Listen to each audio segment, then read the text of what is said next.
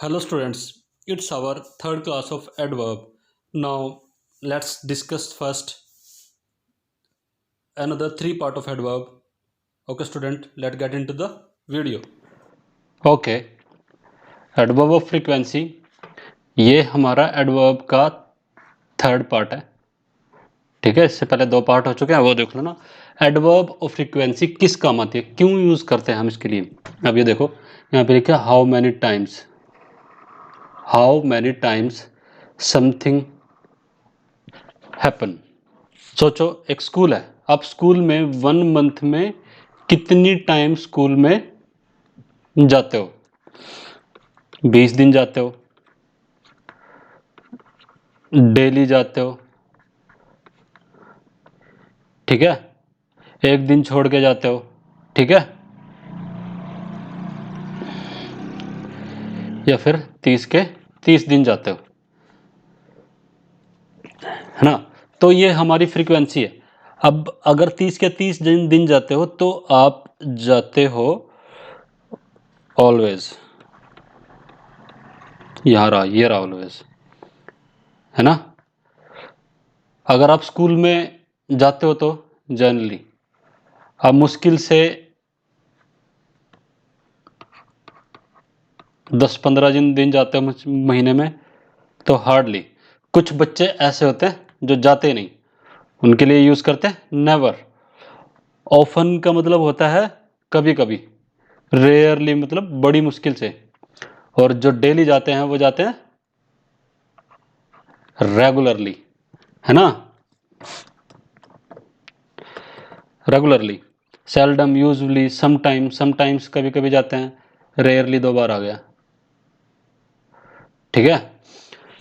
अब ये तो बात होगी हमारा एडवर्ब ऑफ फ्रीक्वेंसी क्या काम करता है, यानी कि अगर एक काम कोई किसी एक पर्टिकुलर टाइम पीरियड में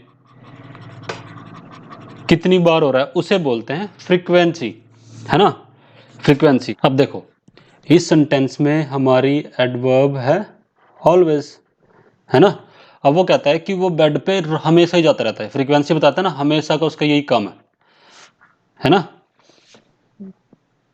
अब एक सेंटेंस और देख लो इसके लिए। यूजुअली, हमेशा, हमेशा ही खाता है ना वो। अब हमेशा खाने की बात हो रही है, फ्रीक्वेंसी उसकी क्या है, बहुत ज़्यादा फ्रीक्वेंसी है ना, वो हमेशा खाता है, ठीक है। तो ये फ्रीक्वेंसी इसलिए होते इस तरह से काम करती है ना। एक पर्टिकुलर टाइम पीरियड में आप एक काम को कितनी बार करते हो, ये उसकी फ्रीक्वेंसी दिखाता है। बार बार करते हो, रोज खाते हो। अगर मैं कहूँ कि ये बंदा सीरियल जो है खाता ही नहीं कभी, तो मैं इसे बोलूँगा नेवर, एक बार भी नहीं हो रहा ये काम। अगर वो बोले कि मुश्किल से एक आधी बार खाता है, रेयरली, है ना। अब वो बोल दे कभी कभी खाता है, सेल्डम, है ना, सेल्डम। आमतौर पर कहते हैं ना कि हम यूजुअली खाता ही हूं मैं, मतलब आमतौर पर चलता रहता है हमारे घर में, तो यूजुअली, है ना। बात समझ में आई। एडवर्ब ऑफ फ्रीक्वेंसी क्या काम करता है अगर इंग्लिश में हमारी। ओके, अब बात करते हैं पोजीशन की, इसको हमें कहां पे लगाना है। अगर हम पोजीशन की बात करें तो ये मेनली हमारा मेन वर्ब पे ही डिपेंड करता है। ओके, या तो आफ्टर होगा या बिफोर होगा, ठीक है। सेंटेंस देखो, आई गो टू द सिनेमा। इस सेंटेंस में हमने ये तो बता दिया कि वो सिनेमा जाता है, लेकिन अगर उसकी फ्रीक्वेंसी बतानी हो, महीने में कितनी बार जाता है, हफ्ते में कितनी बार जाता है, रोज जाता है, कोई मूवी नहीं छोड़ता, तो हम इसमें एडवर्ब ऑफ फ्रीक्वेंसी को काम में लेंगे। और अगर मैं कहूँ ऑलवेज जाता हूँ, तो ऑलवेज मैं तो कभी कभी जाता हूँ, तो मैं लिख रहा हूँ ऑफन, है ना। अगर आप कभी नहीं जाते तो नेवर, ये फ्रीक्वेंसी बता रहा है ना, नेवर। ओके, और आप आमतौर पर जाते रहते हो, आपको शौक है मूवी देखने का, तो यूजुअली, है कि नहीं। ये हो गया हमारा एडवर्ब ऑफ फ्रीक्वेंसी की पोजीशन, यानी कि मेन वर्ब से पहले। अब इसको एक तरीके से और लगा सकते हैं। अब ये देखो, मैं एक सेंटेंस और लिख रहा हूं, मैं आमतौर पर कॉफ़ी पीता रहता हूं, ये हमारी ड्रिंक होगी मेन वर्ब, यहाँ पे गो हमारी मेन वर्ब, ठीक है। अब यहाँ पे ये कह रहा है कि हम इसे बिगिनिंग में भी लगा सकते हैं और एंड में भी लगा सकते हैं सेंटेंस की। अब ये ऊपर वाले सेंटेंस ही देख लो, आई गो टू दी सिनेमा, ठीक है। अब मैं इसको यहां भी लगा सकता हूं, है ना। अब मैं इसको यहां भी लगा सकता हूं, कहीं भी लगा दो सब ठीक होगा। मैं इसको यहां भी लगा सकता हूं, है ना, तीनों जगह लगा सकता हूं, नो प्रॉब्लम। ओके, अब ये देखो सेंटेंस देखो, तो हमने यूज कर लिया, ठीक है। हम इसमें यूज करते हैं यूजुअली, हम यूजुअली यहां भी लगा सकते हैं, यहां भी लगा सकते हैं, यहां भी लगा सकते हैं। लगाओ और इस सेंटेंस को कंप्लीट करो। Adverb of manner tells us how something happen. How, okay, कैसे, हाउ, इसका मतलब यह है कि कोई काम कैसे हो रहा है, किस तरीके से किया जा रहा है। मैनर, क्या ढंग है उसको करने का, मुश्किल से किया जा रहा है, देरी से किया जा रहा है, ब्यूटीफुली किया जा रहा है, ये सारी तरीके। पोजीशन देख लो, पोजीशन में देख लो, या तो ये इधर, या तो ये बिफोर आएगा वर्ब के, मेन वर्ब के, और या तो एंड में आएगा क्लोज के। अब देखो इस बात को हम, इसकी इस पोजीशन को हम एग्जाम्पल से समझते हैं। ये तीनों सेम सब्जेक्ट हैं, किस तरीके से, मतलब लालची तरीके से। कोई चीज खाते हैं ना ग्रीडीली, ठीक है, मतलब किसी चीज की इच्छा होती है ग्रीडीली, ठीक है। ग्रीडीली यहाँ है, यहाँ,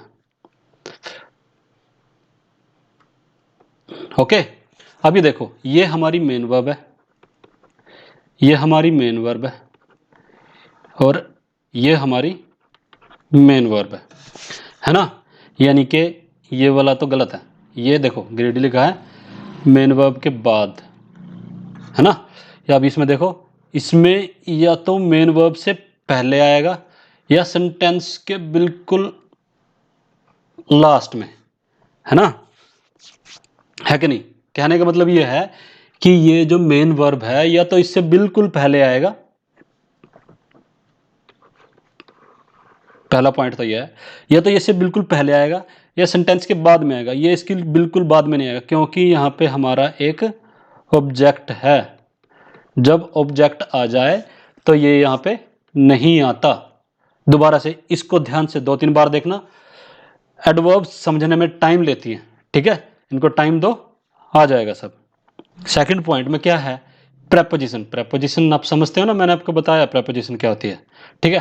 प्रेपोजिशन अगर किसी सेंटेंस में, प्रेपोजिशन, अब ये सेंटेंस देखो, इसमें प्रेपोजिशन ये है, इसमें प्रेपोजिशन ये है, ठीक है। ये हमारा एक सेंटेंस है, ये प्रेपोजिशन है, फिर ये आगे के उसके वर्ड्स हैं, है ना। अगर किसी सेंटेंस में प्रेपोजिशन आपको दिख जाए, अगर किसी सेंटेंस में प्रेपोजिशन आपको दिख जाए तो क्या करना है, उसकी पोजीशन क्या होगी, या तो प्रेपोजिशन से बिल्कुल पहले, ये हमारे एडवर्ब है, ठीक है, ये हमारी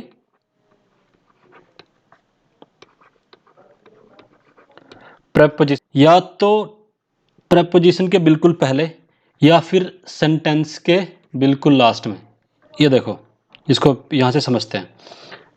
पहले ये बता दूं, जिस सब्जेक्ट में ऑब्जेक्ट ना हो तो वो वर्ब के इमीडिएट आफ्टर आएगा। अब देखो ये हमारी मेन वर्ब है ना, वेटेड, वेट करना, ये भी हमारी मेन वर्ब है, ठीक है। The town grew quickly, quickly, है ना। अभी देखो ये प्रेपोजिशन है, ये भी प्रेपोजिशन है, ठीक है। अब क्या है, बिल्कुल पहले, वर्ब के बिल्कुल बाद, है ना। अब ये भी, ये हमारी एडवर्ब है ना, एडवर्ब। अब इसमें भी देखो क्या है, प्रेपोजिशन से बिल्कुल पहले, मेन वर्ब के बिल्कुल बाद, इन दोनों के बीच में ही आएगी हमेशा, ठीक है, यही बात हम पहले डिस्कस कर रहे थे, यही बात इसमें। ओके, अब बात कर लेते हैं adverb of affirmation and negation. पहले तो इन वर्ड्स को समझते हैं। एफर्मेशन का मतलब पहले समझ लो। एफर्मेशन का मतलब यह है कि अगर कोई स्पीकर जो बोलने वाला है, अगर वो एफर्मेशन वाले एडवर्ब लगा के कोई बात कह रहा है, तो इसका मतलब ये है कि वो काम को करेगा ही करेगा, या फिर उसी लेवल की कोई बात। मतलब एफर्मेशन का मतलब ये है कि आपको उसने एफर्म कर दिया है कि मैं ये काम करने जा ही रहा हूं बस, ठीक है, करूंगा ही करूंगा, इसमें कोई डाउट नहीं है। अगर ये निगेशन आ जाए तो निगेशन का मतलब है कि not going to do the task. Negation का मतलब यह है कि जो बंदा बोल रहा है ना, वो उस टास्क को नहीं करने जा रहा है, नहीं करने जा रहा है। जैसे नेवरली, नेवर, ठीक है, सर्टेनली, हार्डली, क्लियरली, मतलब इस लेवल की बात कि वो आपको ये बताए कि भाई हाँ मैं ऐसे करूंगा, नहीं करूंगा, पक्का करूंगा, है ना। अब देखो एग्जाम्पल देख लें इसके। ओके, इनको हम एग्जाम्पल से समझ लेते हैं। एग्जाम्पल में क्या है, अब देखो यहाँ सेंटेंस है I will do the project. अब उसने बोल तो दिया वो प्रोजेक्ट करेगा, लेकिन इसका मतलब ये नहीं है कि वो पक्का करेगा नहीं करेगा। अब मैं इस बात को पक्का करने के लिए वो करेगा या नहीं करेगा, तो मैं क्या लगाता हूं, अगर मैं चाहूं कि मैं वो प्रोजेक्ट पक्का करूंगा, तो मैं लगाऊंगा डेफिनेटली, है ना। अगर मैं कहूं कि वो मैं सब्जेक्ट नहीं, कभी भी नहीं करूंगा, नेवर, है ना। मेरे ख्याल से आपको ये नेगेशन और एफर्मेशन दोनों समझ में आ गए। और इसके बाद ये देख लो कि हमारे पास एडवर्ब ऑफ एफर्मेशन और निगेशन ये वाली होती है। हार्डली, हार्डली का मतलब होता है बड़ी मुश्किल से, नेवर कभी नहीं, श्योरली पक्का, सर्टेनली पक्का, डेफिनेटली पक्का, प्रोबेबली संभावना, 50-50, कर सकता हूं नहीं भी कर सकता हूं, रेयरली कभी कभी, है ना। मैं हिंदी ऐसे लिख रहा हूं ताकि आपको इनका मतलब समझ में आ जाए। क्लियरली पक्का, ट्रूली पक्का, ऑब्वियसली पक्का, ऑलमोस्ट लगभग। और इसकी पोजीशन के बारे में हमारे पास मेनली 3 बातें, या तो मेन वर्ब से पहले आएगा, ठीक है, अगर यहाँ पे मेन वर्ब हो और एक ऑक्सिलरी वर्ब हो तो इनके बीच में आएगा, या कोई सेंटेंस हो उसके बिगिनिंग में आएगा। ये इसके 3 इस्तेमाल है। इन दोनों पे बात करते हैं पहले, ठीक है। अब देखो क्या है, ये हमारी मेन वर्ब है, कह रखा है ना, मेन वर्ब से बिल्कुल पहले।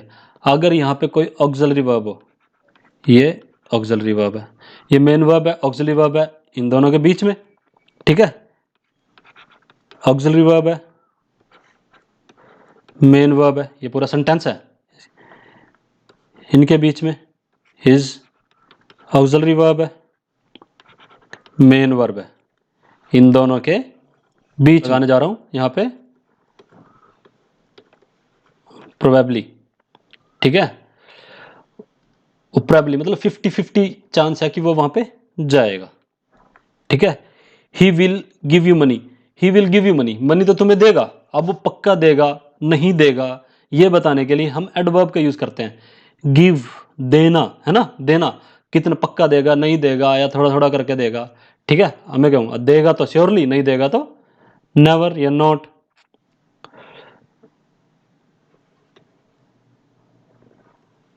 Surely, okay. ओके, अब बात कर लेते हैं इस पे, थर्ड वन पे, है ना।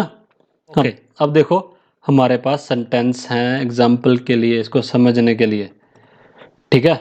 अब मैं ये चाहता हूं कि मेरे पास सर्टेनली है, अब मेरे को इस सेंटेंस में इसको लिखना है। मैंने एक बार तो यहाँ बिगिनिंग में लिख दिया, ठीक है।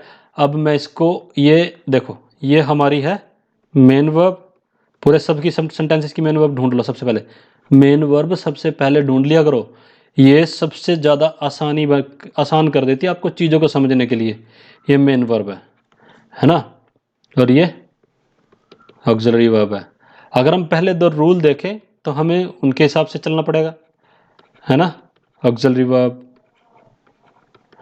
वर्ब या कह सकते हो हम हेल्पिंग वर्ब, है ना। अगर लास्ट का देखें तो थर्ड वन देखें तो इसके हिसाब से आप कहीं भी लगा सकते हो हमारे एफर्मेशन और में सब जगह लगा निगेशन दिया, आगे भी लगा दिया, पीछे भी ओके लगा दिया, लेकिन आपको एक जगह लगाना है। ये हमारे कंप्लीट हो जाते हैं 3 दोहरा के हम नेक्स्ट क्वेश्चन